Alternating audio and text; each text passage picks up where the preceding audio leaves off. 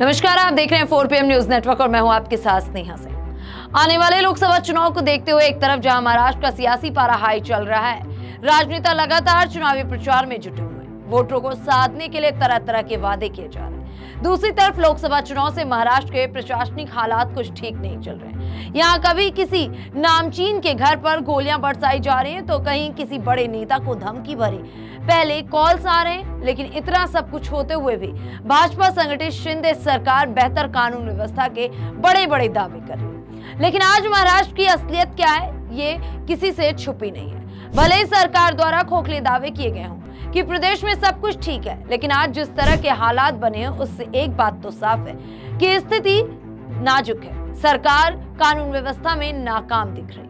महाराष्ट्र में बने अभी ताजा हालात की अगर हम बात करें तो एक तरफ बॉलीवुड के बड़े अभिनेता सलमान खान के घर गोलियां चलाई जा रही हैं, तो वहीं दूसरी तरफ शरद पवार गुट के नेता और महाराष्ट्र के पूर्व मंत्री एकनाथ खड़से को धमकी भरे फोन कॉल आ रहे हैं। लेकिन इन सब के बावजूद भी सरकार बेहतर कानून व्यवस्था का राग अलाप रही है। विपक्ष इस मसले पर भाजपा और शिंदे सरकार को जमकर घेर रहे हैं।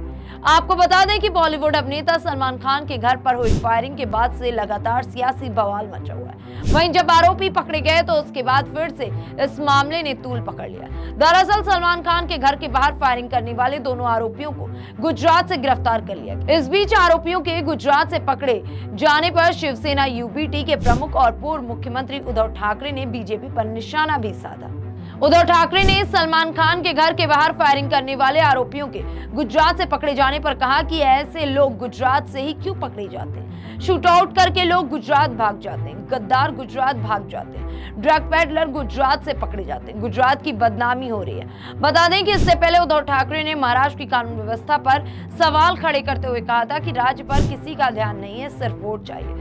उन्होंने कहा कि यह घटना शर्मनाक है। शिवसेना यूबीटी चीफ ने कहा था, कोई भी आकर मुंबई में गोली चला देता है, इस सरकार को सत्ता चलाने का कोई हक नहीं है।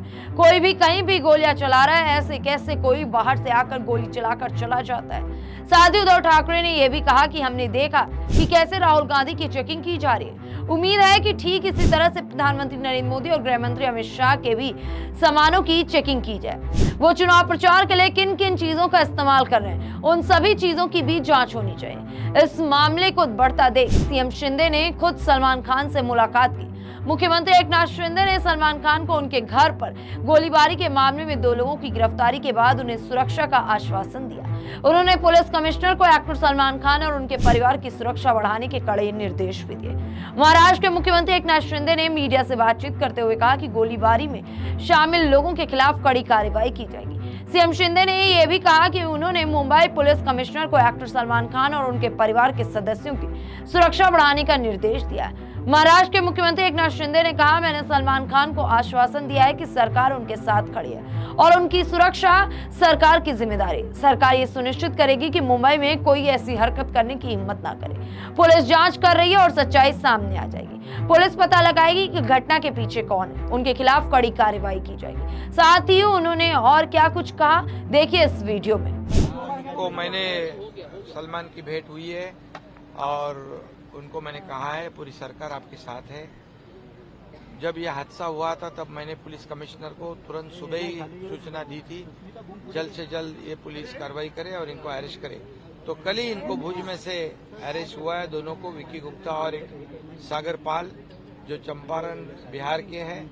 उनकी पुलिस कस्टडी है अभी और पुलिस कस्टडी में पूरी तरह पूछताछ होगी और इसकी पूरी जड़ तक ये केस जानी चाहिए और जो भी इसमें शामिल है उसको बिल्कुल उसके ऊपर कड़ी कार्रवाई होगी, किसी को बख्शा नहीं जाएगा। फिर से ऐसी हिम्मत मुंबई में किसी के ऊपर ना करे, ऐसा पुलिस कार्रवाई। सर, अंडरवर्ल्ड एक तरह से खत्म हो चुका है, लेकिन क्या इस तरफ से लॉरेंस बिश्नोई गैंग फिर से एक जो वैक्यूम क्रिएट हुआ है उसको भरने की कोशिश इस तरह से कर रहा है? कैसे इस पे लगाम लगेगी? ये महाराष्ट्र है, ये मुंबई है, इसमें अभी कोई गैंग वांग नहीं है। ये पूरा अंडरवर्ल्ड खत्म हो चुका है और ये बिश्नोई को कोई भी खत्म कर देंगे हम लोग, बिल्कुल। ऐसी कोई भी जो हिम्मत नहीं करे, ऐसी कार्रवाई पुलिस करेगी।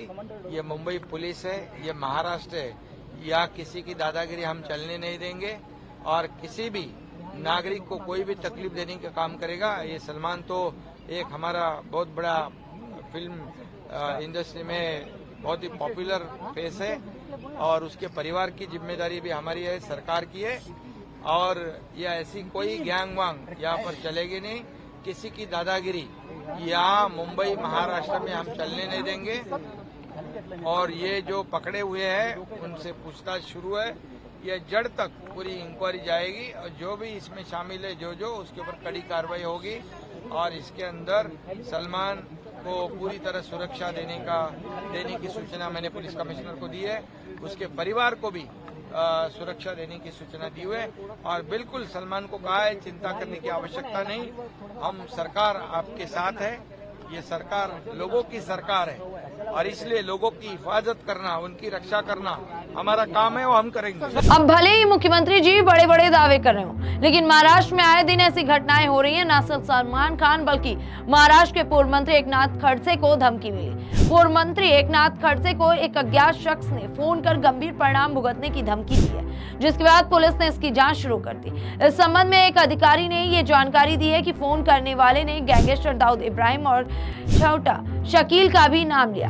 फोन करने वाले शख्स के बारे में अभी कुछ पता नहीं चल पाया। मामले में अज्ञात शख्स के खिलाफ केस दर्ज किया गया। बता दें कि महाराष्ट्र के पूर्व मंत्री एकनाथ खड़से अभी शरद पवार गुट की पार्टी एनसीपी में। जानकारी के मुताबिक एकनाथ खड़से को बीते सोमवार को एक अज्ञात नंबर से धमकी भरा फोन आया, जिसके बाद उन्होंने जलगांव जिले के मुक्ताई नगर पुलिस से संपर्क किया। शिकायत के अनुसार फोन करने वाले ने खड़से को धमकी देते हुए गैंगस्टर दाऊद इब्राहिम और छोटा शकील के नामों का भी जिक्र किया। महाराष्ट्र के पूर्व मंत्री एकनाथ खड़से को धमकी मिलने के मामले में पुलिस अधिकारी ने कहा, कॉल करने वाले का अभी तक पता नहीं चल सका है। खड़से की शिकायत के आधार पर अज्ञात व्यक्ति के खिलाफ प्रासंगिक प्रावधानों के तहत गैर संज्ञेय अपराध दर्ज किए गए। उन्होंने बताया कि मामले की जांच की जा रही है। पूर्व मंत्री को इससे पहले भी धमकी पर फोन लगातार मिल चुके हैं। खैर, महाराष्ट्र में आज जिस तरह के हालात बने हुए, इससे न सिर्फ भाजपा और सीएम शिंदे की छवि धूमिल हो रही है, बल्कि आने वाले लोकसभा चुनाव में भी इसका बुरा असर पड़ने वाला है। अब देखना यह होगा कि ये सरकार ऐसी गतिविधियों से किस तरह से निपटती है और लोकसभा चुनाव में सीटें बचाती है। लेकिन अभी मौजूदा हालात की हम बात करें तो भाजपा के लिए ये शुभ संदेश तो नहीं है, क्योंकि ऐसी घटनाओं से एक तरफ जहां मौजूदा सरकार को लेकर जनता के मन में वहम बैठ जाता है, वहीं दूसरी तरफ विपक्ष भी इस मामले को लेकर मौजूदा सरकार को घेर रही है। अब देखना यह होगा कि ये सरकार कैसे इन मामलों से निपटती और किस तरह से इस बार के चुनाव में विपक्षी आंधी से मुकाबला कर पाती। खैर, ये तो चुनावी परिणामों के आने के बाद ही तय हो पाएगा कि जनता ने किस पर अपना भरोसा जताया। फिलहाल ऐसी तमाम बड़ी खबरों को देखने के लिए बने रहें 4 PM महाराष्ट्र के साथ।